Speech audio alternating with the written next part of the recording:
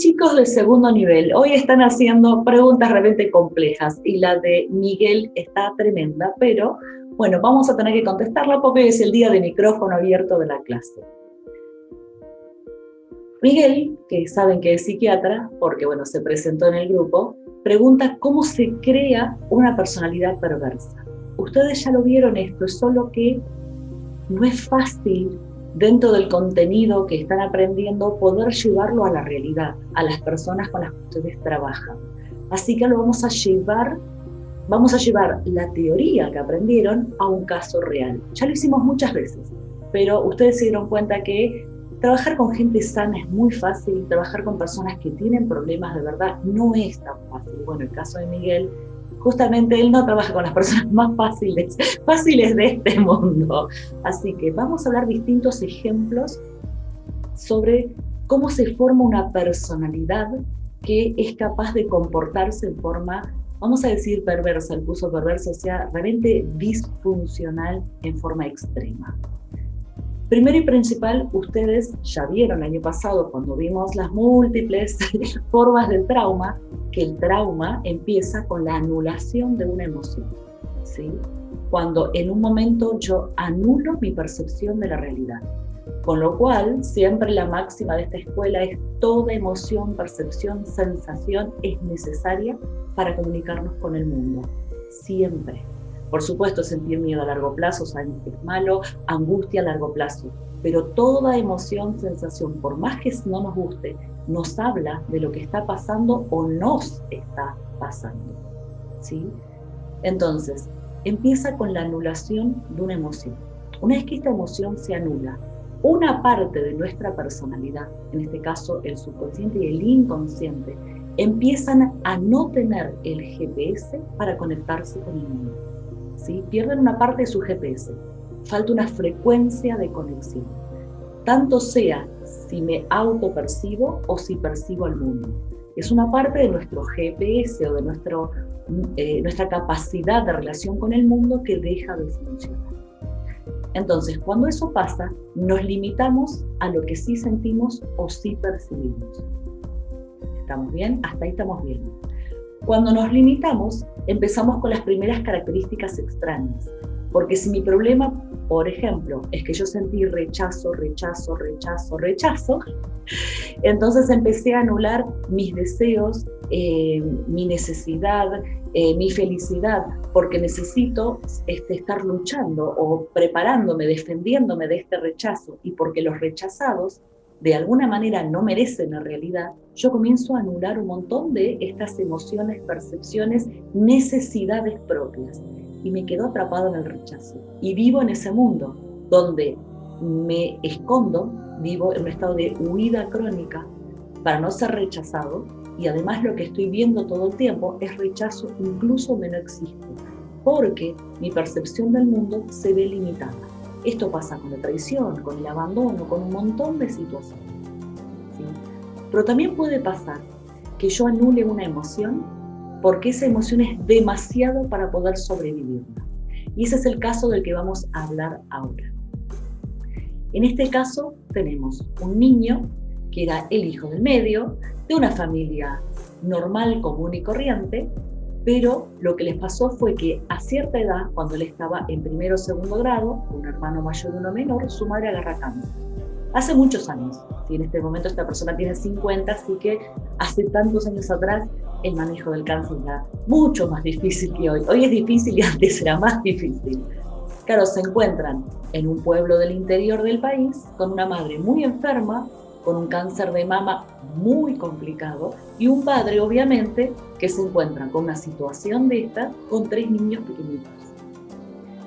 Este hijo del medio, que era el único varón, era una nena, un varón y una nena. Si vamos a aclarar esto porque él tenía como un lugar de privilegio en esa casa.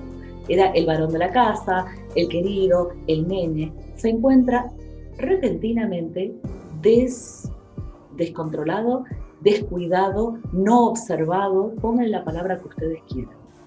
Sus hermanas sobreviven a esto bastante mejor, porque la mayor toma el rol de ayudar a los niños, y el menor toma el rol de bebé, se vuelve a hacer pis encima, tener características de bebé, y todos le prestan atención, y él queda en un lugar de vacío. y su inconsciente opta por no sentir el dolor del otro, o sea que anula el dolor del medio ambiente, se aísla de ese dolor. No es que los niños deban vivir todo el dolor, ni que los niños deban saber todo lo que pasa en esa casa. Y ya hablamos mucho sobre la protección de la conciencia del niño. Pero bueno, ese niño decidió que no pasaba nada, ¿sí? O si pasaba, su mente lo entendía, pero su emoción no. Imagínense qué pasa cuando uno anula el dolor o la necesidad del otro. Lo que va a pasar es que no hacen más empatía.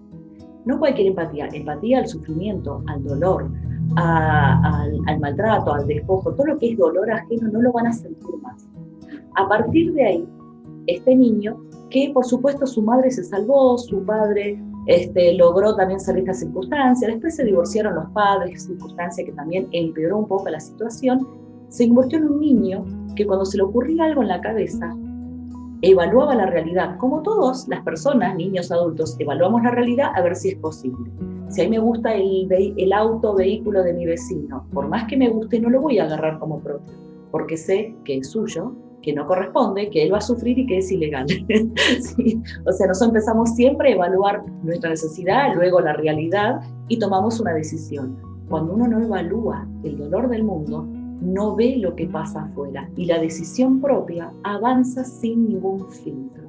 Entonces, a partir de ese momento, esta persona se volvió, la palabra perversa sirve, porque cuando quería algo, por ejemplo, quería que su hermano no moleste, le decía a la madre una mentira enorme y lo acusaba de algo falso, y lo sostenía a muerte. Y como no tenía este nivel emocional, no se le notaba en la mirada la mentira, para nada.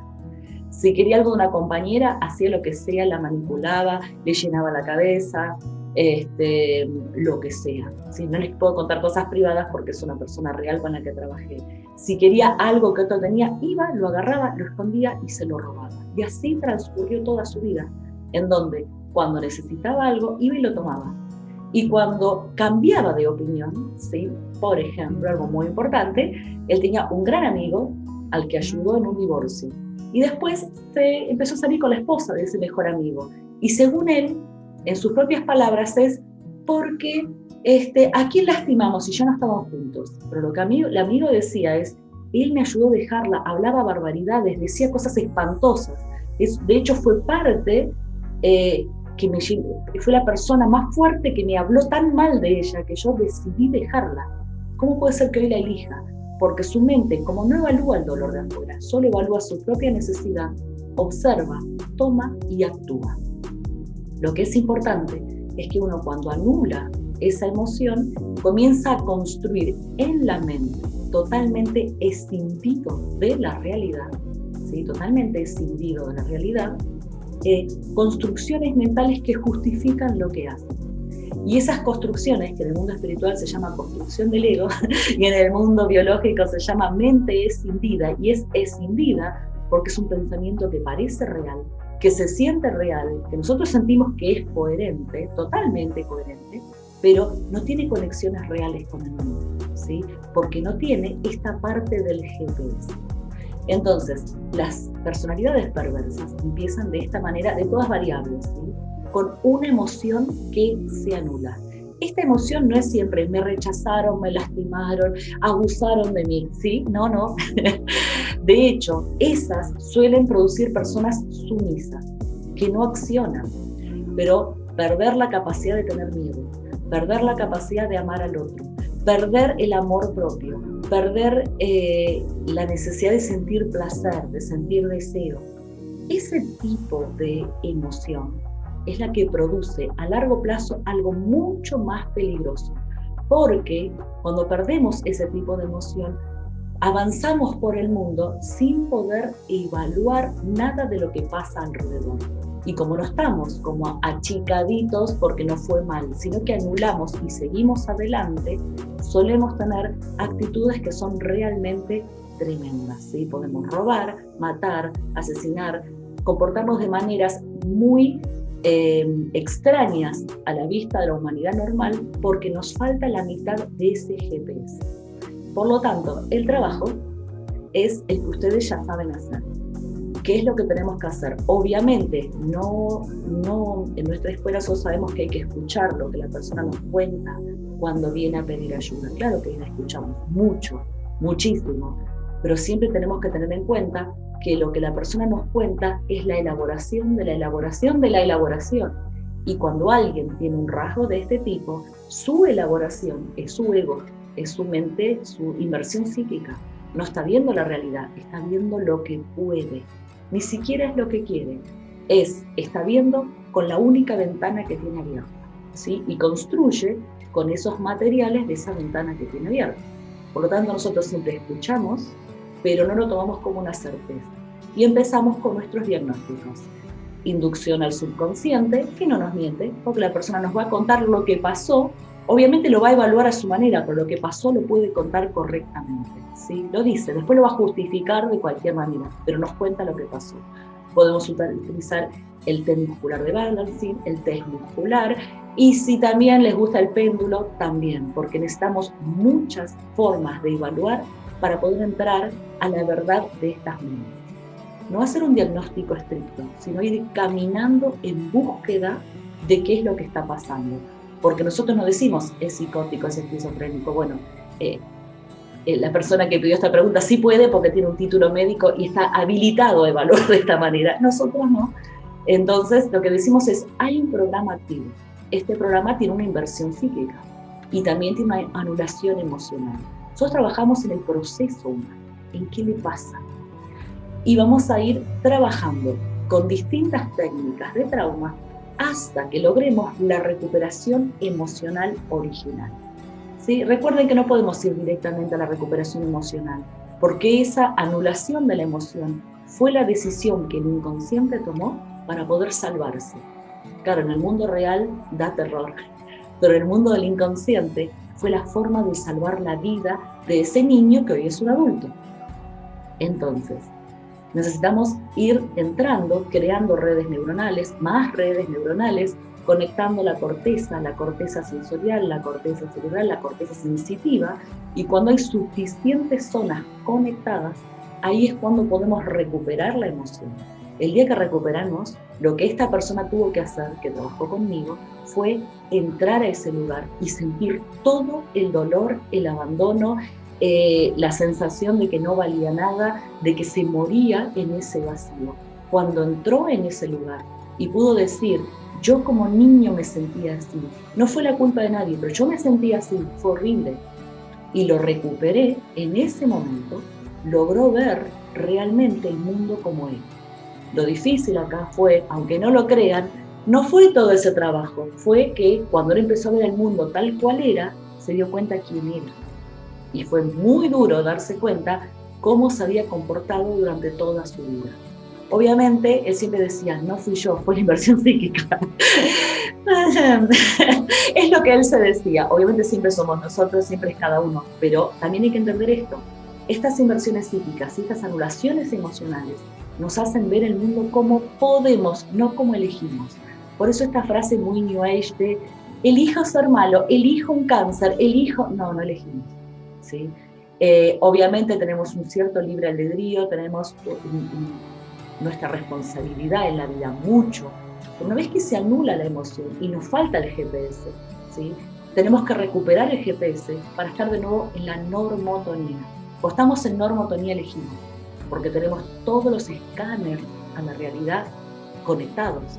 Mientras estemos con anulaciones y con inversiones psíquicas, el que ve es el ego, el que ve es la inversión psíquica, es ese pedacito recortado de la realidad, es hundido de la realidad. ¿Respondido? Sí, te acordás de las técnicas que tenés que usar, porque no es casualidad que hayas preguntado esto. Bueno, chicos, a ver, me voy a fijar ahora en el chat qué otras preguntas pusieron que sean súper interesantes, déjenme leer un poquito. Soy Ana Paz, uno de los miembros fundadores de la primera terapia complementaria basada en neurociencia y medicina ancestral. Lo que acaban de ver es un fragmento de nuestras clases.